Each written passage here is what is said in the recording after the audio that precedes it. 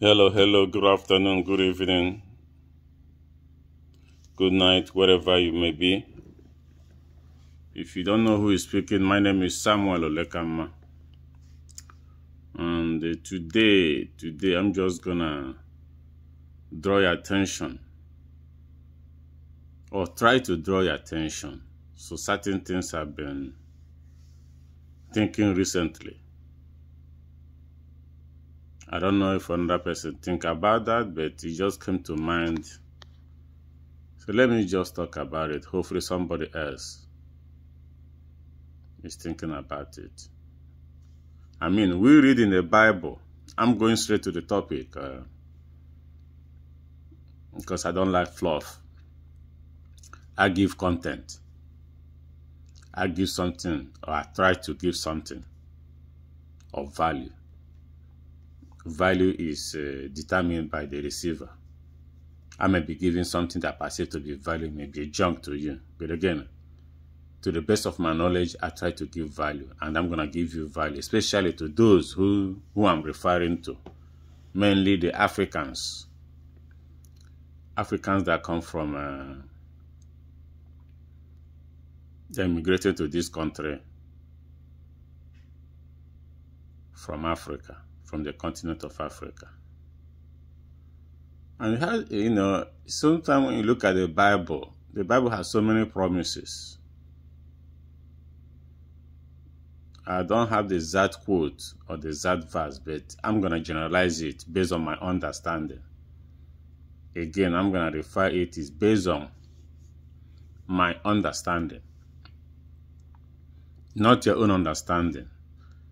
My understanding and your own understanding may be the same, but sometimes it may not. It doesn't have to be. But this interpretation is going to be based on my own understanding.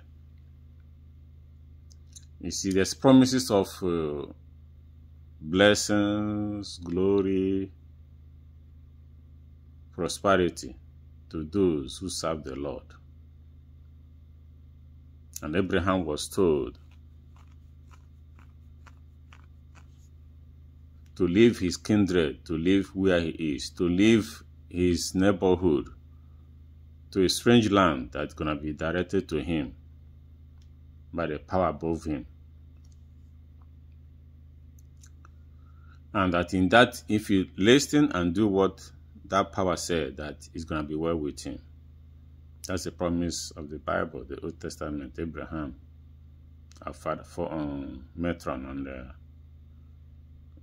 forefathers in the spiritual realm. Then I look at the current dispensation in the world today.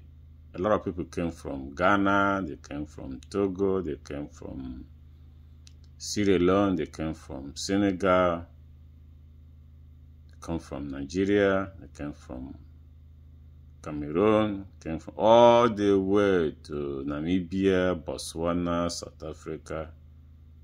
They came to America, the melting point. A land flowing with milk and honey. But there's a paradox that I'm trying to draw to you. Everyone listen to me.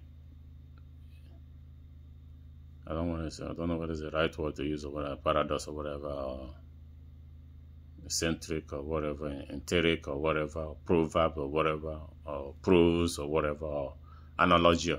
It depends on what you call it. Africa is richly blessed. Africa has gold. In fact, there was a time Gold Coast, Ghana was called a Gold Coast. You see, before I even go there, you see, Bible says wisdom is a principal thing. In all you are getting, get wisdom. Why can't Africans get wisdoms? Why is wisdom so much difficult to Africans? When I say Africans here, my definition here is those born and raised in Africa, the indigenous, The French people call it the 100% of African. That's what I'm referring here. I know African can be in China, whatever, but I'm talking about those that who grew up and born in the jungle of African continent. That's who I'm referring to. So, like I said, the Bible says, in all you're getting, get wisdom. Why is it difficult for Africans to get wisdom? And let me give you this scenario. I don't know whether you think it. I think this sometimes. I consider myself an African, first of all. Before somebody start going off and racist, and before somebody is trying to be negative and try to put a negative comment, I'm African. Let's get that clear. But I'm talking about Africans getting wisdom. So as I was trying to say before, Africa is richly blessed. There is no question. It's not under debate. Africa is richly blessed. Enormously blessed. But why can't Africans use their blessings? Why it hasn't come to the faculty, to the acumen, to the brain of Africans to use their brain? I know everybody have 1,001 reasons why.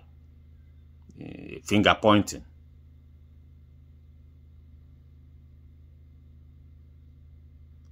I mean, Africa is very good in finger pointing, blame game. It is you from Ghana, it is you from Nigeria, it is you from Togo, it is you from... That's not what I'm coming here. I'm just saying, let's be real. How many years since the coup of independence that we claim that we have gained independence? Like I said before, I'm going to repeat again several times in this my video. Africans are richly blessed, exceedingly blessed. We have gold, we have diamond. I mean, I don't even want to start mentioning it because there's no point even, because it's so much. It's so abundant that if I start mentioning the resources, the whole video is not enough to contain the resources that is in Africa. But why are we here? Why do we leave those resources and come here? Majority of the works immigrants or Africans are doing here are shit jobs. Why will a king or a prince leave his kingdom, his priesthood, where he's put, to come to the strange land, to start carrying shit? You see, when you look at the Bible parable of the prodigal son, I don't know how to say it, but I'm just trying to put it in. Maybe you can see that the fulfillment of the parable of the prodigal son is a typical African. They were born in a royal palace with all the privileges of nature and abundance, but they chose to go to the strange land to carry shit for a living. It is very few Africans that are in America that are working a decent job. It's either CNA, LPN, correction officer, RON, even common IT, even though they may pay him IT, whatever. You name it. Just menial job. Less than 1% to me, again, this is by my own analogy, of Africans here have their own business. Even if they own their own business, it's just robbing Peter and paying Paul, struggling. But these people could do well in Africa. Why would somebody leave his abundance to become a slave in a foreign and diverse land. I'm just thinking about this. It's just going through my mind. I just wanted to know if somebody else is thinking about it. Yeah, RN may say he's not carrying shit. Majority of the job is all about what the typical Americans, most of them cannot do. That's what we struggle.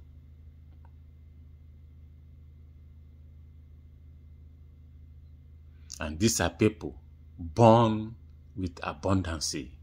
I'm talking of crude oil, gold, that if well managed, rather than working, you will be paid, you'll be earning salary for life without working, if well managed.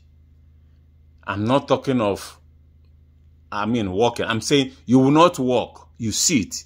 The resources in your place of birth is enough to put you on salary until you live there, how many years you want to be on this planet.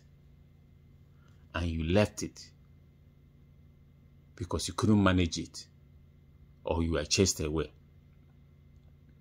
to come a strange land, to be answering ma, ma'am, sir, 10-4, to fool. Again, I don't want to use a strong word. When I say fool, it doesn't mean that the person is fool per se. In a fool, in a sense that you know better than that person. You're saying ma, sir. And you're doing job that literally, if you are in the right state of mind in Africa, you wouldn't do it. Job that technically, if you are in your position, even your homeland, job you do, you will not. Why come to the foreign land to do what you cannot do in your homeland? This thing keep amazing me. And you do it with diligence, you do it with the seriousness, you do it with all your mind, you do it. Why can't you just devote 10%? You, and maybe we, I'm including myself, in developing our mind, our resources. Why do we have to? Is this just a cause being fulfilled or what? That's what I'm trying to ask this little clip, little nugget I'm trying to share here. For those who want to take it as advice or whatever, for those who want to take it as an offense, I apologize in advance. But it just comes to my mind. Why do we have to be prodigal son being fulfilled in the biblical time? The simple fact of prodigal son is just a man born in abundance, sold all he have and his right to go and become eating the swine in a foreign land. Well, until he has a sense come to his mind. But why hasn't the sense come to African mind in this time? How many years now? Civilization, let me remind you, started from Egypt. In Africa, they lost the civilization. Now, they don't even know how to preserve their culture. Many of the historian legacies of Africa has been died or erased or stolen. Many of the medicines that were used, remedies that were used back to cure every disease in Africa, have passed on. Many people did not get it. It has disappeared. Back in the day, there are so many concoctions, so many means of using herb to treat diverse sickness. Talented men again, but everything has been wiped away. We come to America. And that is why it's like we have lost our sense of purpose in life. I'm just thinking this, I'm just a little bit of thinking. Maybe I'm thinking too much. I shouldn't be thinking too much. I just want to share it. Do you see the paradox? Do you see the biblical paradox in this? That people born in abundance are literally slaves in a foreign land. And the funny part of it though, when I look at it, sometimes when I look at some people I start laughing. They do slavery with due diligence, with integrity, with all their stamina, with all their might. And they are very proud of their slave. What is slave? Slave when you're doing something that is not you didn't want to do, but because of circumstance, you are compelled, you are forced, you are intimidated, you are compelled to do it out of your mind or out of your willingness. Now, when you go to that definition I just put now, technically, it encompasses a lot of many things you are doing. You think you didn't do it because you just want to survive. From survival, you get stuck, and from stuck, you start blaming game. If you're in a true right sense, somebody engineer, true right sense, you know that most of the things you do, you really don't want to do it. Most of the things you are currently doing now that you are so proud, I see sometimes. I don't want to use this. You see, when you give a toad a coat, a toad feels proud, but it's still a toad. It's still a frog. No matter how you try to decorate a frog or a toad, he'll still be a toad. I see many people, and the worst part, when they start giving you names, embellishing you with some dignified name, senior this, director of this, even though no matter how you put a director to slave, the bottom line is still a slave. Director of slavery is still a slave. Director of this, chairman of, commander of this. You know, there are so many names, but you still end up being, because the principal thing, the basic thing will never be changed. A toad, no matter how you embellish it and give him crown and put a star on his head, he's still a toad. He will limp to jump, to move. So this is what I'm trying. I'm going to make this video less than, initially I want to make it less than 10 minutes, but it's getting to 17 minutes. I'm going to cut it off here. Is there any way that Africans can come to their senses at all? Or this lost hope?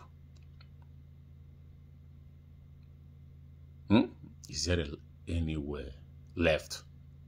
When will it be? This is 2024. Civilization, most countries in Africa go to civilization 1960s. At this stage, all the talent are running away out of the continent. At this stage, technically Africa is worse now than in 1960. Majority of African countries are worse off now than prior to independence. But we are crying to be free, to independent. Now, there's so many factors that may be blamed, but I'm not here to name factors. Why can't we overcome that factor? Why can't we do something? Why do you have to be led like a sheep to be slaughtered? I'm just thinking. Maybe I'm running crazy. Maybe my mind is, my head is trying to, you can call it whatever. Maybe, just maybe, but I'm just, for the sake of reasoning, can you reason with me? What is the problem with Africans?